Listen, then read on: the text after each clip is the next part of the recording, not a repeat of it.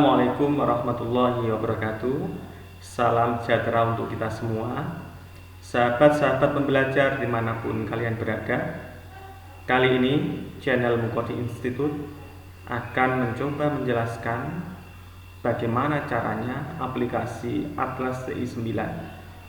Beberapa sahabat bertanya dan meminta agar channel ini menjelaskan bagaimana cara penggunaannya secara singkat dan praktis.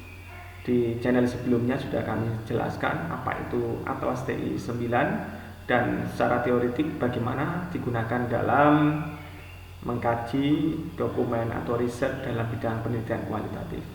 Yuk kita belajar terkait dengan Atlas TI9, bagaimana cara secara aplikatif digunakannya. Pertama-tama, para sahabat tentu harus memiliki yang namanya Atlas TI9. Ya, silakan di-download. Kalau sudah di-download maka dibuka seperti ini.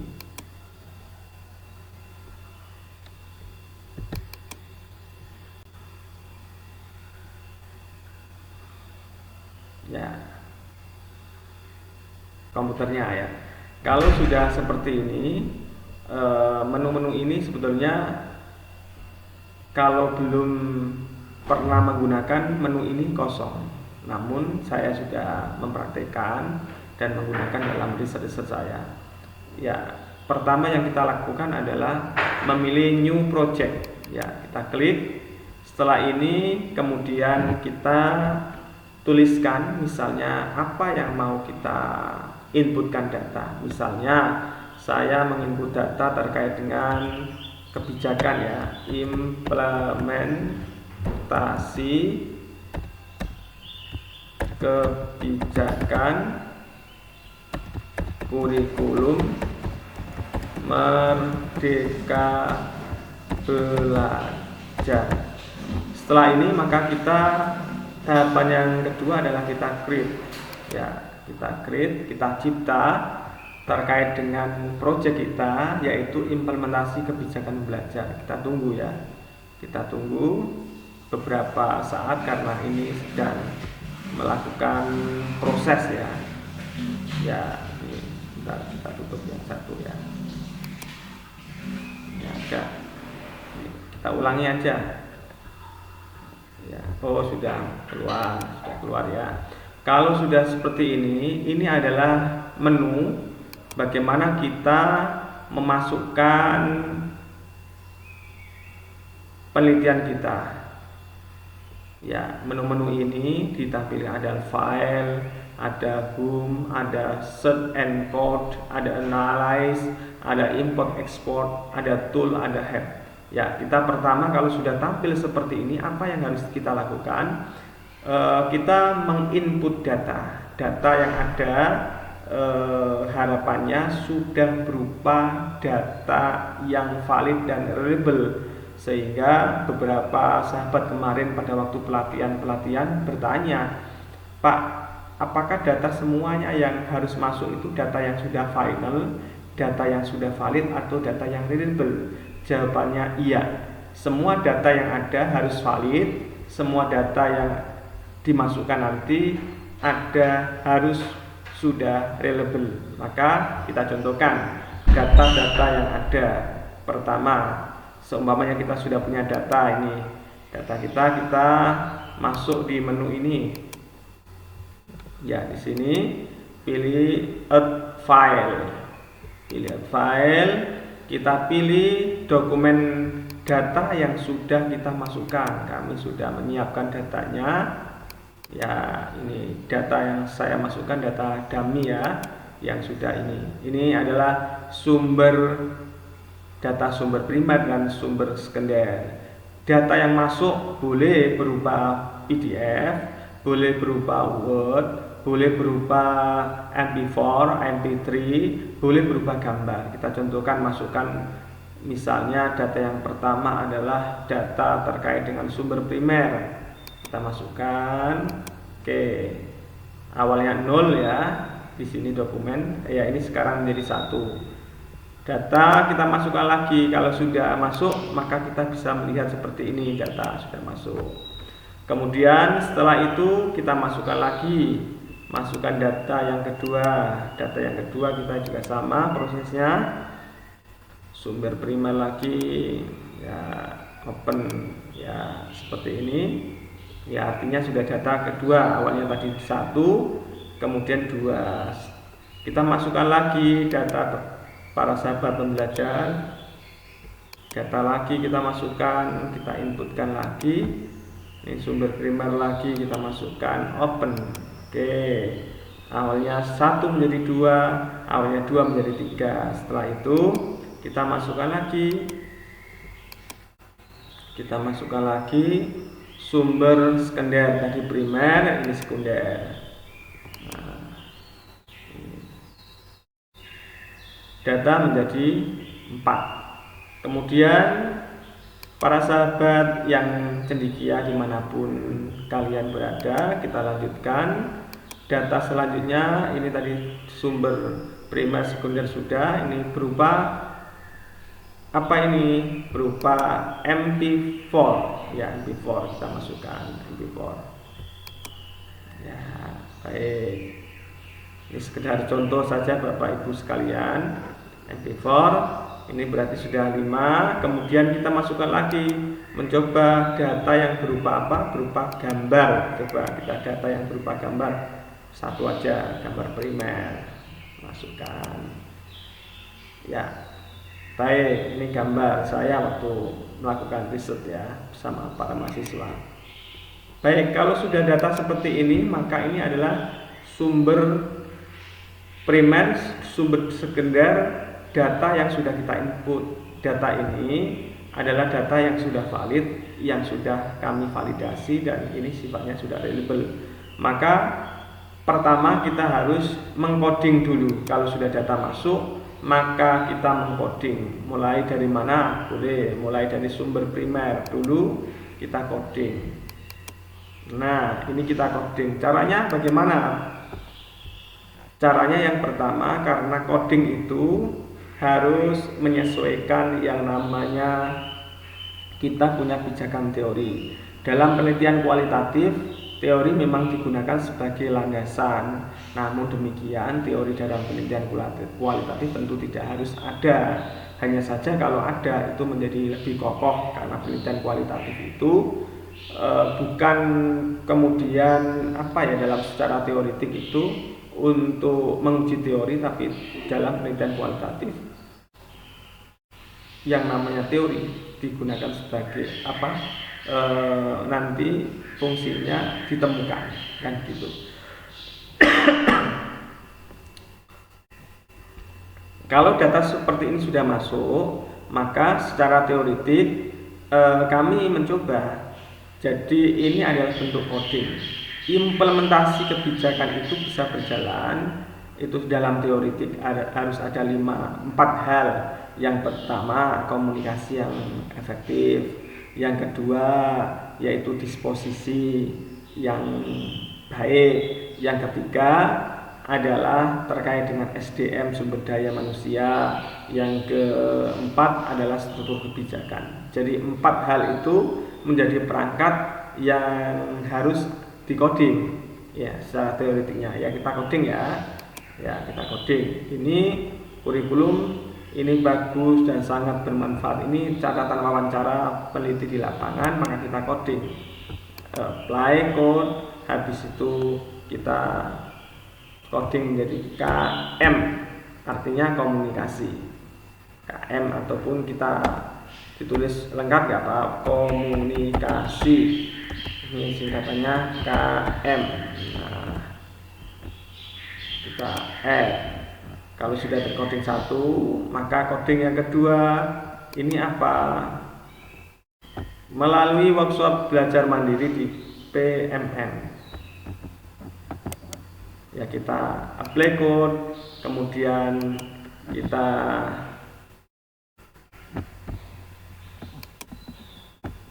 ini disposisi, ya, kita coding ya, DI disposisi.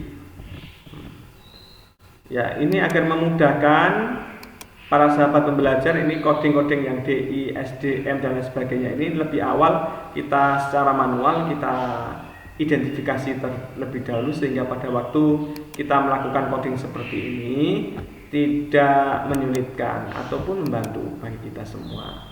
Ya, ini adalah SDM, sumber daya manusia, sumber daya manusia. Kita input satu persatu. Ya, sudah. Kita lanjutkan. Yang mana di coding ini kita coding SDM. Nanti Bapak Ibu para sahabat pembelajar yang cendekia kalau sudah biasa akan cepat ini. Ya, kita semakin banyak codingnya, datanya yang masuk, maka riset kita lebih kredibel, lebih terpercaya. Tadi apa? SDM. Ya, kita SDM. Kalau yang sudah ada tinggal ditambahkan. Kalau belum ada tulisannya ya kita harus tulis kembali. Ya, ini kita blok. Ya, klik kanan.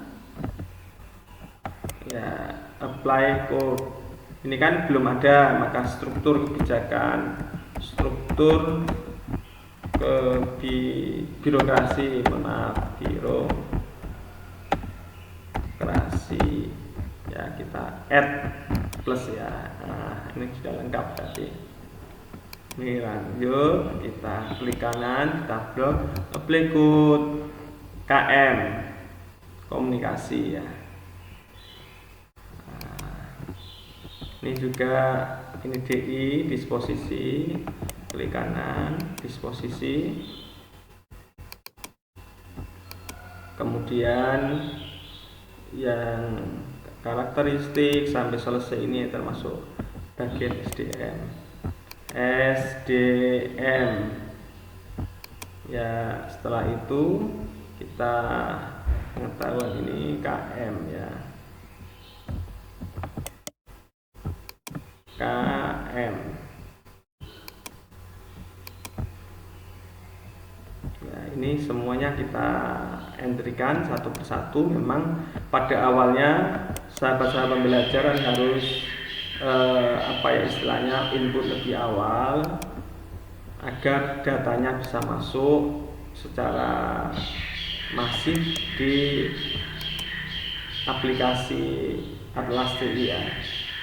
Dan KM ya, ini termasuk KM 5 artinya komunikasi yang kelima. Ini yang menandai kita. Tidak harus semuanya itu nanti sesuai dengan saya, tergantung teorinya, tergantung istilahnya indikator elemen-elemen yang ada dalam teori ini para sahabat pembelajar, sehingga tergantung coding itu tergantung nanti elemen ataupun indikator-indikator teori yang relevan yang kita gunakan ini kita jadikan sebagai istilahnya tanda biar kita tidak sulit ya mengidentifikasi. Ya, ini sebagai saya contohkan. Satu sudah selesai contoh yang kita lihat semuanya ya. Yang kedua ini juga sama. Ini kalau sumber yang kedua kelihatannya ini kan tidak terlalu jelas, maka kita perlu berbesar, maka digeser Bapak Ibu sekalian, geser seperti ini. Nah, kalau sudah jelas baru kita input lagi. Ini klik kanan, apply code yang kita ada DI, masukkan. Ya, kemudian yang ini kita masukkan juga D1 berada di posisi klik kanan. Oke. Kalau sudah kita lanjutkan yang belum mana ya, baik. Ini yang DI disposisi. Kemudian bawahnya mengikuti ini di struktur kebijakan. Nah, ini kalau sudah, kemudian DI lagi.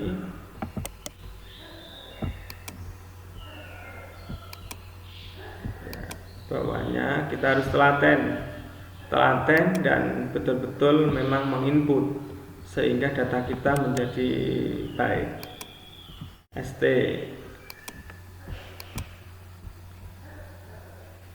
ini KM berarti komunikasi yang 9 ini. Komunikasi ini adalah DI ataupun disposisi. Kita disposisi. Oke, baik ya, kita sumber data primer yang kedua sudah, maka kita beralih sumber data primer yang ketiga. Sama tampilannya, kalau terlalu kecil maka kita geser kembali ya. Nah ini oke, baik, ini klik kanan, apply code, kemudian DI disposisi mananya, ini codingnya.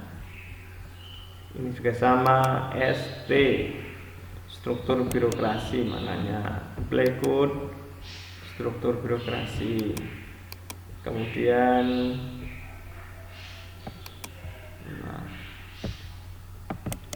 ini apply code, kemudian disposisi. Ini Bapak Ibu sekalian, ini harus betul-betul mengidentifikasi betul. Setelah itu baru apakah ini masuk di apa ya, kajian teori ataupun apa elemen yang ada di dalam teori apa, misalnya ST ya. Ini kita waktunya memang agak lama di bagian coding, karena coding adalah yang menentukan nanti sejauh mana data kita itu dianggap valid atau reliable, dan data kita betul-betul yang kita input harus sudah divalidasi terlebih dahulu. Ini data yang sudah betul-betul terpilih. KM ya. Ya, contohnya ini contoh ini yang terakhir di sini, kurikulum sampai tujuan, ini adalah KM. Kalau sumber primer yang ketiga sudah, maka kita sumber primer yang ke sumber sekunder ya Bapak Ibu sekalian. Kita contohnya adalah buku saku. Buku saku ini adalah sumber yang sekunder. Ya, ini adalah petunjuk-petunjuk bagaimana kurikulum Merdeka Belajar dilaksanakan. Kita ambil contoh saja, ini tidak real, kita contohkan codingnya. Misalnya, apakah yang dimaksud dengan kurikulum ya? Ini misalnya seperti ini, sampai sini ini bagian daripada komunikasi kementerian pada masyarakat ataupun pengguna pelayanan pendidikan. Ini termasuk kita komunikasi. Kemudian apa, pergantian ini terlalu cepat ya, misalnya di sini kurikulum 3 satuan misalnya seperti ini, kita maknai sebagai struktur birokrasi misalnya, dan dimaknai juga sebagai komunikasi, boleh 1 data dimaknai 2. Kemudian apa, kriteria sekolah yang menerapkan kurikulum ini adalah misalnya, kita juga sama identifikasi dulu. Oh, ini termasuk bagian apa? Ini misalnya dimasukkan adalah disposisi sama sumber daya manusia, boleh 2. Kalau sumber sekunder sudah, maka boleh sumber sekunder yang kedua atau sumber primer boleh. Ini contohnya adalah terkait dengan transkrip wawancara. Ini transkrip wawancara yang biasanya kita di lapangan mentranskrip ataupun merekam, baik itu video maupun MP4 atau MP3. Ini boleh di apa istilahnya, dilaksanakan identifikasi, tidak harus ditranskrip ya. Contohnya kliknya ini ya, ini kita ini kan boleh ini agar besar misalnya. Assalamualaikum warahmatullahi wabarakatuh. Salam jumpa kembali Bapak Ibu. Untuk video ini misalnya contoh seperti ini dianggap apply code adalah bagian daripada komunikasi ya. Sama, klik kanan, kemudian bawah ini contoh. Ini apa misalnya, kita setel. Kali ini nanti kami akan menyampaikan video tentang ini adalah juga komunikasi. Misalnya, ini adalah contoh Bapak Ibu sekalian. Jadi ini hanya contoh agar nanti proses perekaman video bisa menjadi bagian yang terpenting dalam masukkan data yang ada di Atlas TI 9. Ini juga contoh ya, kita contohkan, kita buka tentang penerapan kurikulum merdeka di ini. Klik kanan, apply code siapa, mengidentifikasi, kembali lagi.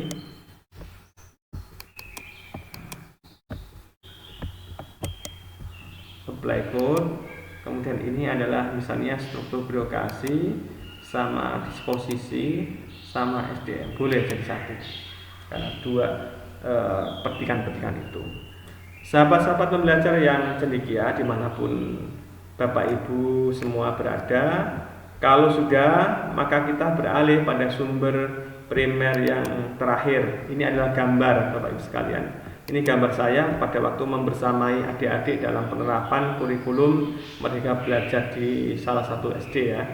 Ya ini misalnya kita juga sama, kita klik di mana gambarnya ini, kita apply, gambar ini sedang ngapain? Oh, termasuk ini adalah komunikasi, termasuk ini adalah SDM, boleh. Sudah? Kalau sudah seperti ini Bapak Ibu sekalian, berarti 6 sumber data baik primer, sekunder yang sudah valid, reliable, maka ini sudah kita identifikasi semua. Maka di sini ada kodenya. Kodenya apa ini di sini? Ada kodenya adalah di sini ya, kita besarkan, tarik, ada disposisi, ada komunikasi, ada struktur birokrasi, ada sumber daya manusia. Kode ini yang menentukan apakah kurikulum Merdeka Belajar ini termasuk sudah berjalan dengan efektif atau tidak. Ini juga bisa ditentukan dengan teori implementasi. Jadi tadi saya sampaikan teori implementasi menekankan bahwa suatu kebijakan jika diimplementasikan maka paling tidak dalam teoretik itu adalah 4 hal. Yang pertama ada yang namanya sumber daya manusia. Sumber daya manusia, ada struktur birokrasi, ada komunikasi dan disposisi. 4 hal ini adalah yang kita jadikan coding. Kalau sudah seperti ini, bagaimana Bapak Ibu sekalian menjalankan Atlas TI? Maka kita blok semuanya, kita akan klik kanan, kita sudah blok, klik kanan, kita mencoba word cloud, kita mencoba berapa sih kata yang keluar daripada ini. Nah, begini. Kalau sudah seperti ini, maka kita sudah melihat ternyata kurikulum itu yang besar Bapak Ibu sekalian. Kurikulum itu termasuk bagian yang besar. Ada kurikulum, kemudian ada dan yang ini kayak yang ini lagu wali ini ya. Ini kan nggak bermakna. Kalau yang nggak bermakna maka kita hapus, klik kanan, remove. Nah, ini yang bermakna saja ada ya, ada band ini ya kayak dan ini ya, ini kita hapus. Yang nggak penting, yang nggak bermakna kita hapus. Konjungsi dengan ini juga kita hapus. Kemudian dari kita hapus, sudah kita hapus. Pokoknya semakin kita telaten, tekun dalam mengidentifikasi mana yang baik, mana yang tidak ada kaitannya secara istilahnya makna ya kita ini. Jika ini juga konjungsi yang kita ini bagi, ini kita hapus. Ya ini kelihatan kan sudah. Jadi kurikulum memang sesuatu yang di sekolah-sekolah menjadi istilahnya topik, trending topik ya yang ada ini. Buktinya kurikulum menjadi besar ini. Kemudian merdeka pembelajaran. Jadi kurikulum merdeka dan pembelajaran ini menjadi bagian yang senantiasa ataupun seringkali digunakan sebagai topik pembelajaran atau topik pembahasan yang ada di sekolah. Para sahabat pembelajar dimanapun kalian berada, setelah itu bagaimana? Ini kan word view-nya untuk melihat. Ini boleh kalau sudah begini bisa diimport. Jadi ini bisa di sini agar nanti menjadi bagian daripada riset kita dalam artikel kita, dalam laporan ini di image ya. Kita simpan Bapak Ibu sekalian ya. Ini misalnya ini adalah word cloud. Nah, simpan di mana tergantung kita ya. Sudah kita simpan di sini misalnya. Ya, nanti sudah. Nah, kalau simpan kelihatan kan? Ya, ini sudah kelihatan seperti ini. Baik. Kemudian kalau sudah ini tadi diklik, diblok semuanya, kita klik kanan, tadi word cloud menjadi, coba kita word list. Berapa sih list kata-kata yang kita tampilkan tadi? Oh iya, ya juga banyak sekali. Ya. Ini adalah melihat frekuensi kata apa saja yang sering digunakan. Ya, berapa persen bisa kelihatan. Namun demikian, sebelum kita mendeteksi satu persatu, maka kata-kata yang menjadi konjungsi ini dihapus, yang tidak ada makna secara signifikan dalam kata. Adalah, adanya, ini termasuk konjungsi agar gitu kan. Ya, akan ya, misalnya atau klik kanan, ataupun ya ini ayah, ini bagi, belum ya. Ini contohnya. Kalau sudah, maka kita lihat di sini frekuensinya ini masih apa ya, ini autentiknya, ini kurikulum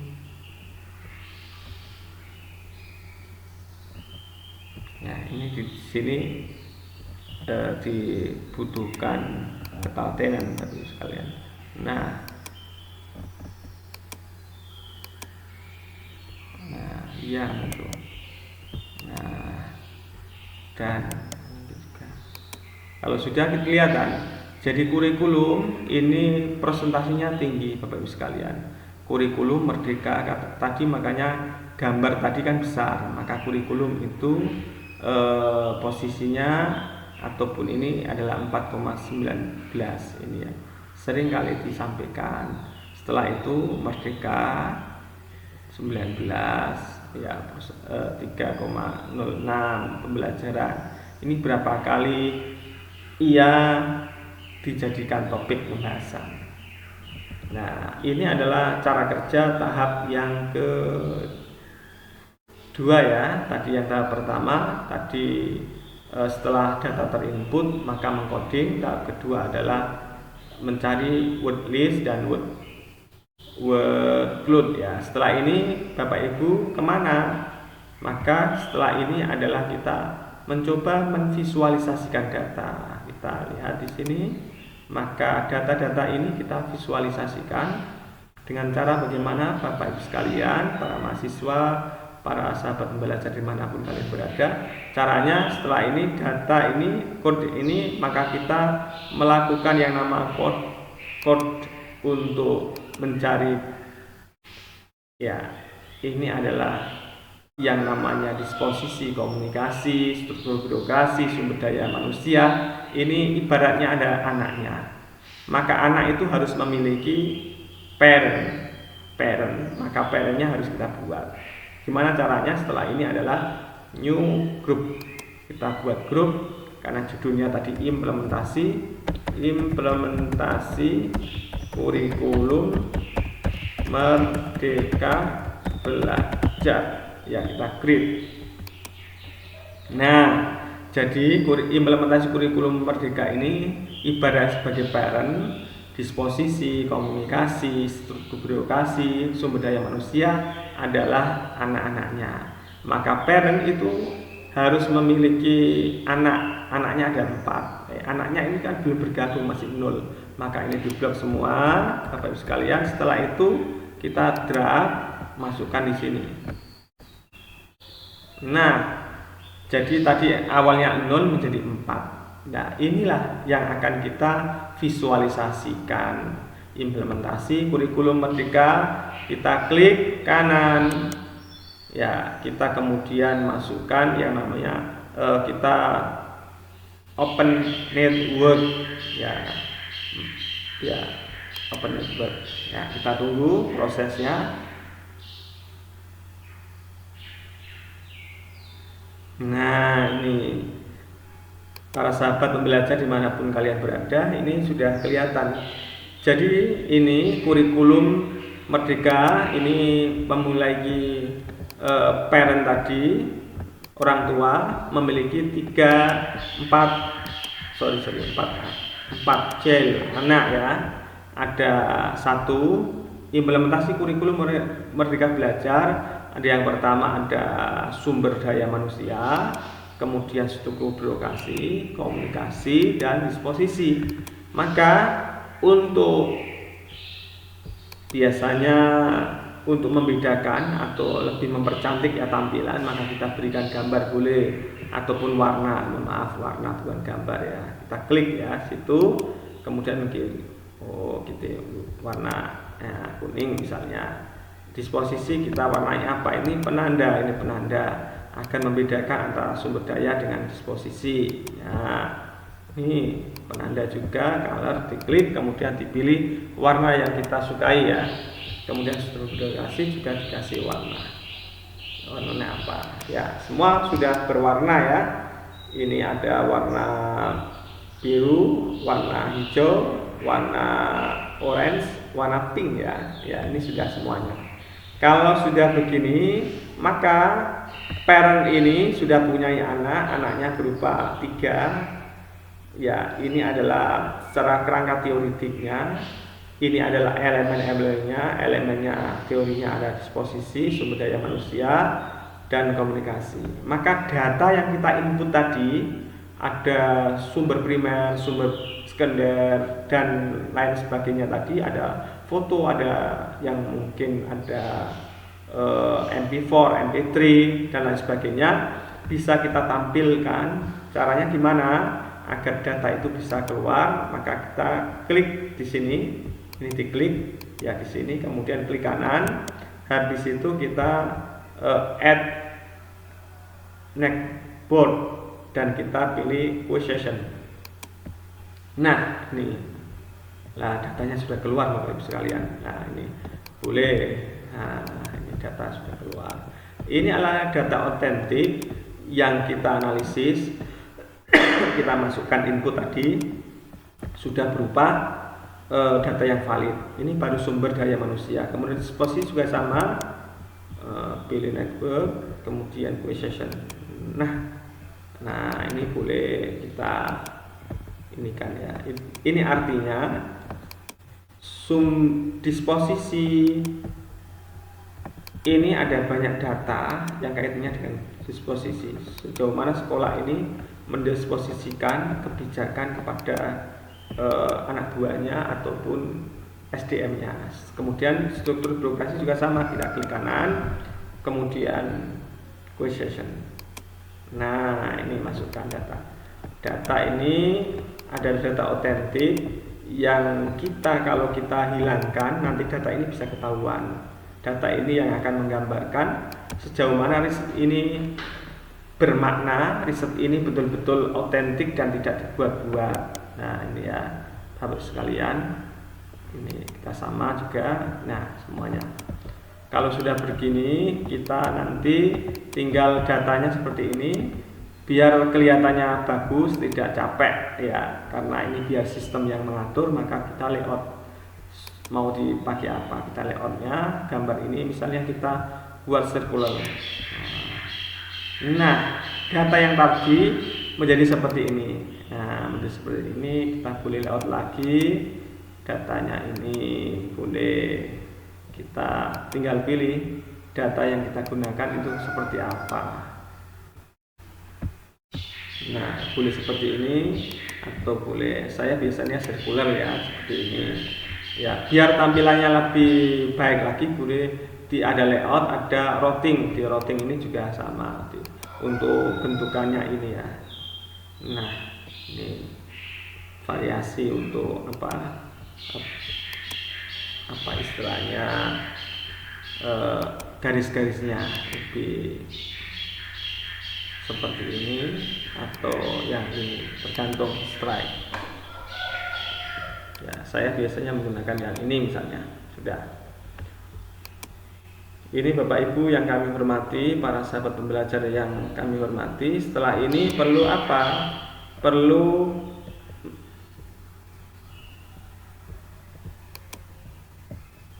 ada apa dihubungkan di sini. Di sini bentar ya. Data ini, data yang seperti ini Bapak Ibu sekalian. Nah, ini kita boleh. Ini nanti Bapak Ibu sekalian, Bapak Ibu bisa menghubungkan sehingga yang namanya disposisi, misalnya data 2.9 ini mungkin tidak bisa berdiri sendiri. Data ini kan sebetulnya ada irisannya dengan data yang lain. Maka misalnya ini caranya bagaimana untuk data 2.9 ini, karena data ini adalah berhubungan dengan komunikasi misalnya. Kita yang di sini kita tarik. Tarik di sini. Hubungannya apa? Apakah data 2.9 ini, kalau datanya ini bersifat mengeksplain, menjelaskan data yang ini, ya kita pilih explain. Yang data 6.1 misalnya.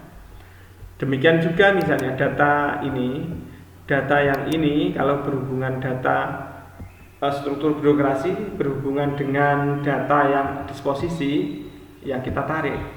Nah, maaf ya ini ya.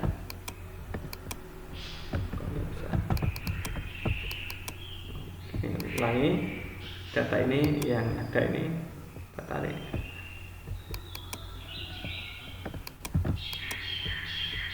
Oke, bentar.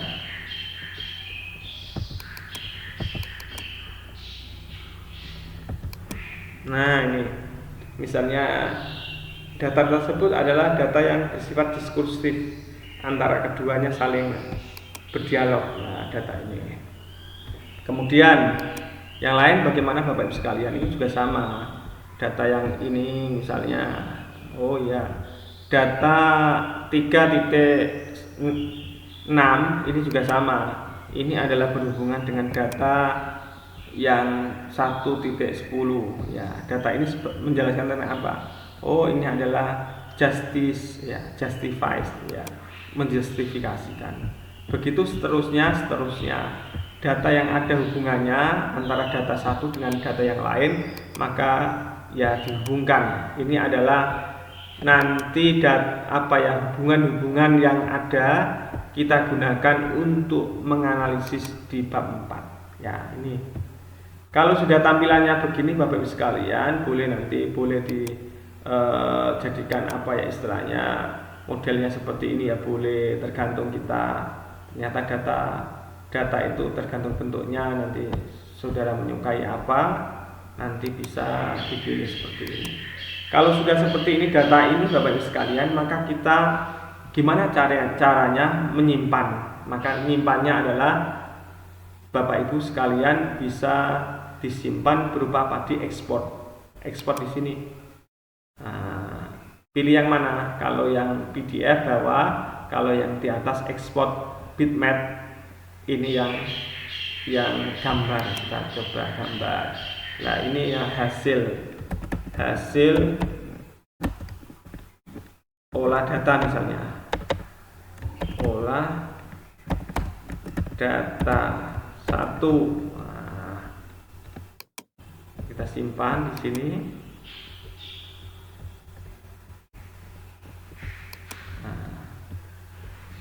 Nah, ini Bapak Ibu sekalian.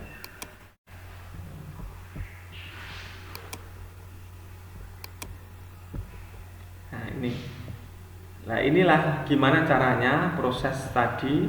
Kalau data yang sudah seperti ini, nanti pola-pola itu saudara bisa gunakan untuk menganalisis. Jadi kalau data seperti ini sudah ada jadi. Nah, ini datanya disimpan begitu.